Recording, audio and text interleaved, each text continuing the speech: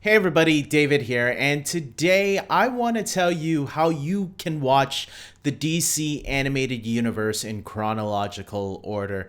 This is a great classic animated franchise that has, started with Batman the Animated Series back in 1992, and with the news that J.J. Abrams and Matt Reeves are teaming up with Bruce Timm, I thought it would be cool to recommend this original universe that wasn't cinematic. It was actually on TV, although it did have one theatrical film, and tell you the order that you can watch it in chronological order, because there is a chronological route that you can take to watch all these episodes and direct-to-video films in a certain order. And I'm going to tell you which of these shows matter and which of these direct-to-videos matter. So let's get right into it, starting with, as I said from the top, Batman the Animated Series. Now, this show, you can find it either on DVD. I know it's on iTunes. I'm pretty sure if you live in the US or anywhere where HBO Max is available, it should be up there as well. And on DVD, it was released in volumes. I'm not too sure about seasons. I know seasons, it aired like 3 seasons, but it was very uneven, all the seasons and how many episodes they aired. So I would recommend, if you have them on DVD or maybe on iTunes, I know the iTunes, they show them in the volumes as well. I would recommend watching the first 2 volumes first, and then watching Batman Mask of the Phantasm, which was the theatrical film, and then finishing off the series with Volume 3 of the classic Batman the Animated Series. After that, after Volume 3, if I remember correctly, I should mention, begins with the Batgirl episodes, where Batgirl is introduced, and then it has a whole bunch of other episodes as well. So Volume 3, I would finish after Batman Mask of the Phantasm. If you want, you can put it after you finish Batman the Animated Series, but whatever way works for you. I think it's cooler to put Mask of the Phantasm before Batgirl is introduced, but you can do it whatever way you want, since a lot of these episodes really stand on their own anyways, so it doesn't matter where you really place it. Moving on, I would say go into Batman and Mr. Freeze Sub-Zero. This is kind of like a finale, if you will, for Batman the Animated Series. Not a true finale, but it definitely is a finale for the style of animation that they did back in that day, because when you go into the next group of shows, you're going to see the animation style changes drastically.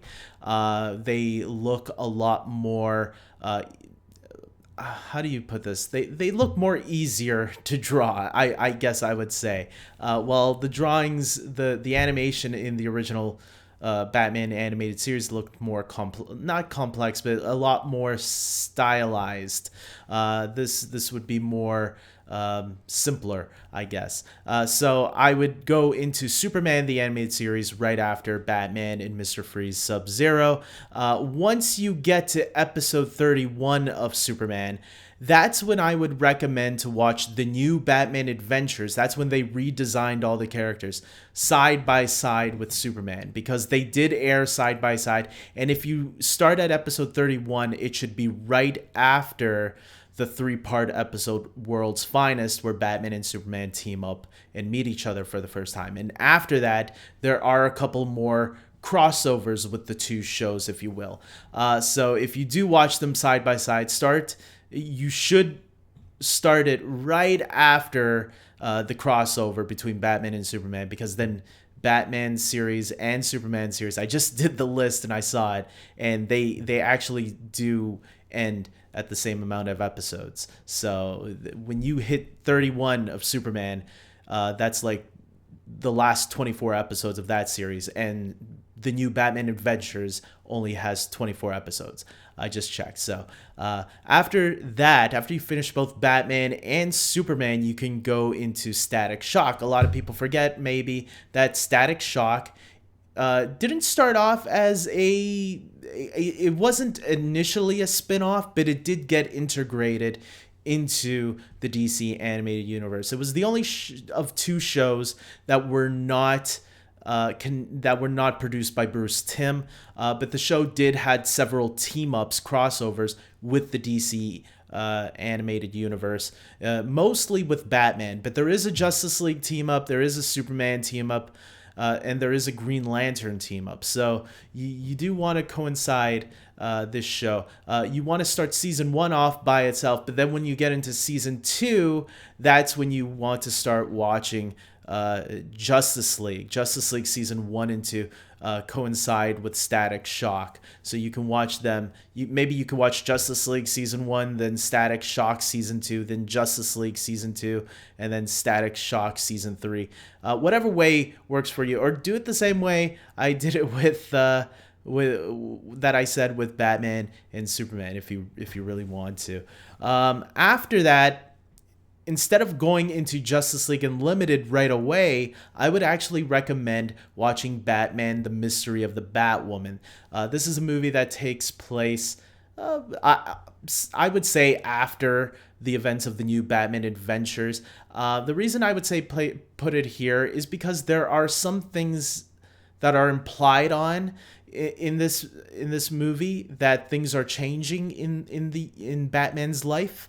I don't want to spoil what that is, just in case you're someone new that hasn't seen any of these movies or shows yet, and that will play out a little bit more in another upcoming series. So Batman: Mystery of the Batwoman, I would recommend right after the first 2 episodes of Justice League. And if you're wondering why, David, especially since why not right after the new Batman Adventures, because if you watch the Static Shock series, when they have the crossovers with those characters, the characters go back to their old designs once in a while anyways. Also, Justice League implies that the characters still go back and have their own solo missions, so there's nothing wrong with having a solo Batman adventure in this spot here. So after that, then I would go into Justice League Unlimited. Although there is one episode I would hold off, and it is the last episode in season 2. Justice League Unlimited goes on for 3 episodes. There is a mini crossover with Batman Beyond, 2 crossovers with Batman Beyond. One of them, which is one where Batman and Green Lantern travel through time. They do stumbled into Batman Beyond, but they don't really spoil anything. That if you're going in chronological order and have never seen anything before, they don't spoil anything major. You'll just be wondering, who is this guy as the new Batman? What happens to Bruce Wayne? You'll have to wait and see. But I would recommend holding off one episode, and it's an episode at the end of season 2 of Justice League Unlimited called Epilogue. And there's a very big reason why I'll hold it off, and I'll tell you when I get to that episode.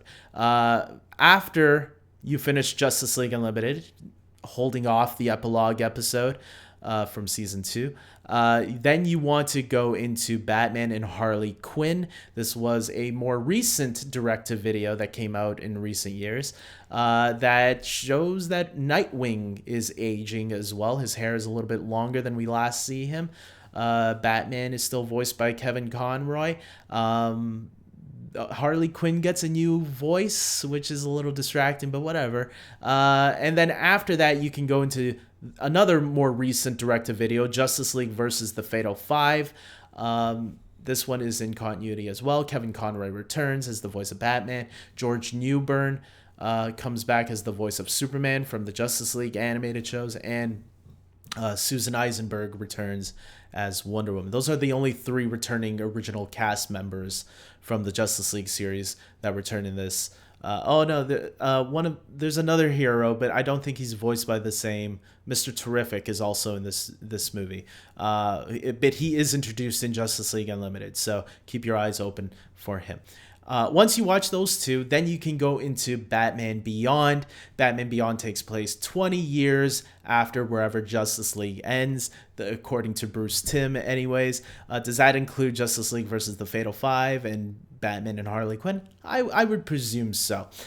So yeah, Justice League versus the Fatal Five, and then Batman Beyond right after. Batman Beyond goes 20 years into the future. So there you go. And then somewhere along the way, you will get to an episode called Zeta, which introduces a robot, a killer robot at first, but then he becomes an ally by the end of it.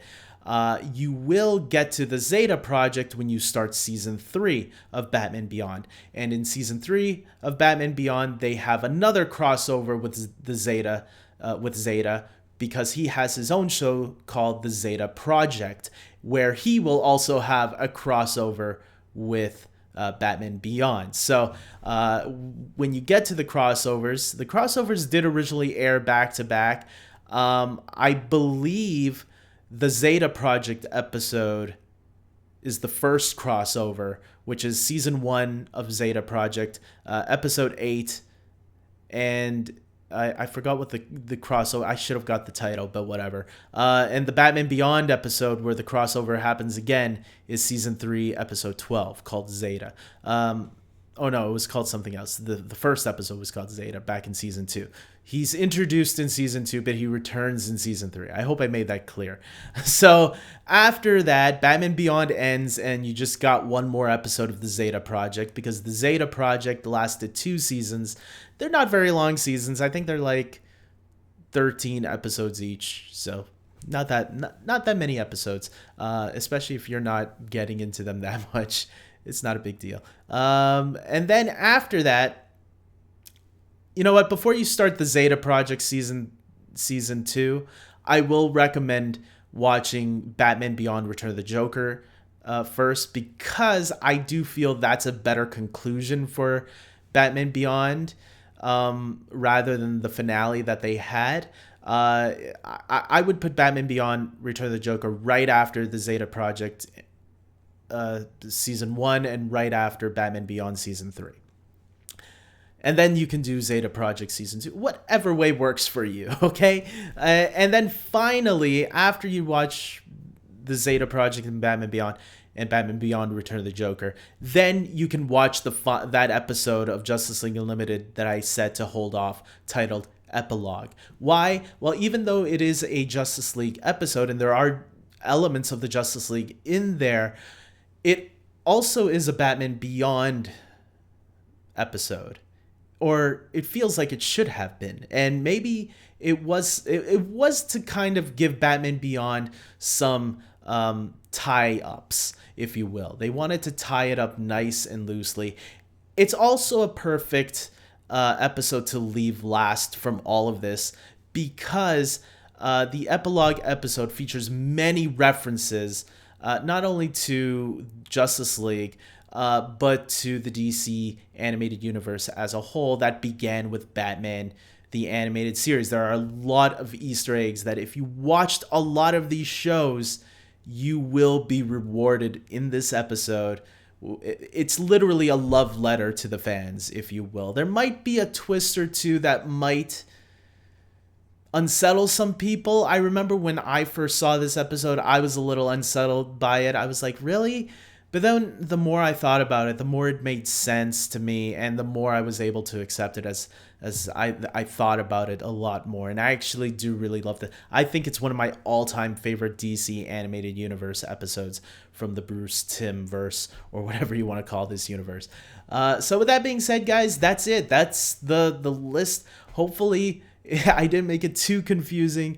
But for the most part, I think you can figure it out. So with that being said, I hope you guys like this video. I hope if you are someone that has never seen these shows before, I hope you really enjoy these shows, because I really enjoy them growing up. And I go back and rewatch a couple of episodes here and there, and some of the movies once in a while too, because a lot of it still holds up today, I think. So with that being said, until next time, everybody, take care.